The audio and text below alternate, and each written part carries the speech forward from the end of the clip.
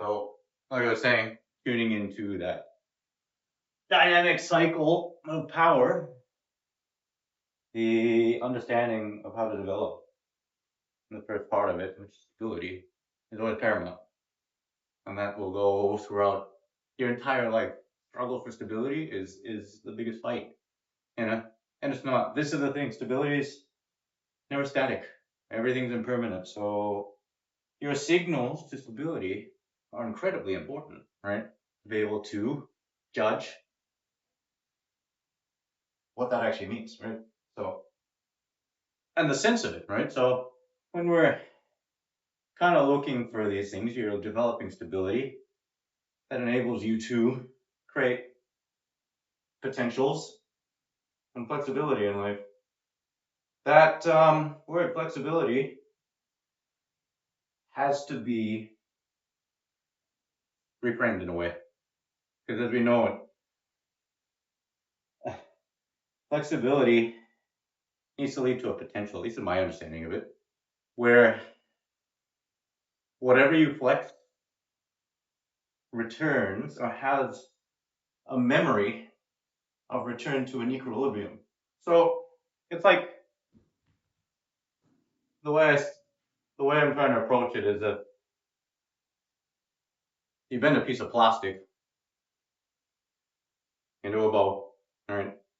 When you let it go, on either side of the spectrum, it wants to return back to its equilibrium.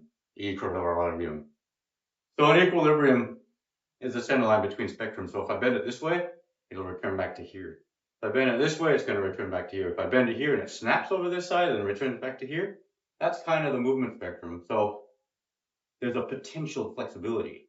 If I do this and the thing stays here and it has no properties returning back to the middle, I wouldn't call that flexibility, right? Because it's committing to one side of the spectrum and staying there, right? So this is just a concept I want you to grab. That cycle is exactly that. Let's frame that as a cycle. It doesn't cycle if it just goes between 2 points, it becomes linear, right? Because it's not cyclonic, right? So if you're going between stability and flexibility and only doing this, that is a specialized thing. And I'll get back into this in terms of speciality, right? You go from here, here, something's potential like a rubber band, snap. It now creates a mechanism for power. So that release of this thing effortlessly, pardon my friggin' blah, right, is part of that cycle. So it's like stability in all of your maps. Find your stability maps to find this thing. Then you're getting some sort of movement potential. There's your power. Now I've got to land back into the start of that cycle, back into stability. And then I have a whole bunch of other shit that I can kind of keep working off of this cycle, right?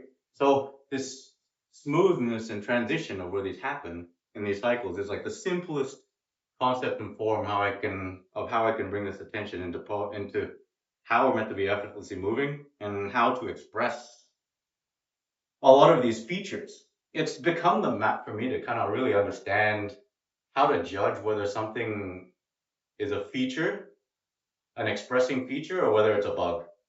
You know, so a feature is something that's like may seem like a bug at first, but it's actually like part of you because it's like unless it's in your frame and you're understanding its uses or at least feeling its uses,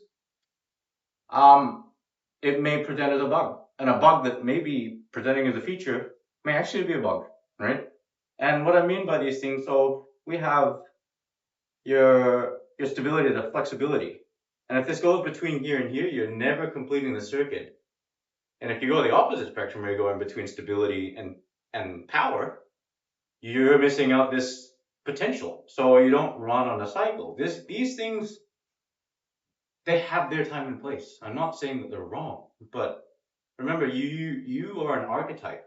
You're an architecture and an archetype. You're designing your movement basis, right? And you have to be aware and observant as to what type of architecture you're building, because in that form and model, you will only get a certain range of your utility based upon the structure that you are building, the foundations. So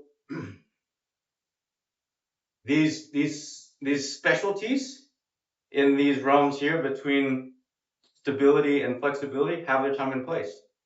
But the ratio of practice doesn't carry over to the life movement that you need to sustain, survive, and express other features. You are becoming stronger in these ratios. So the observance of that is really important. The agency of you understanding what you want to do with this is so important because any action that you take is going to follow that path. And the actions that you take enforce the patterns that you have, which will ultimately give you a step closer towards the imagery that you're creating here. And if you aren't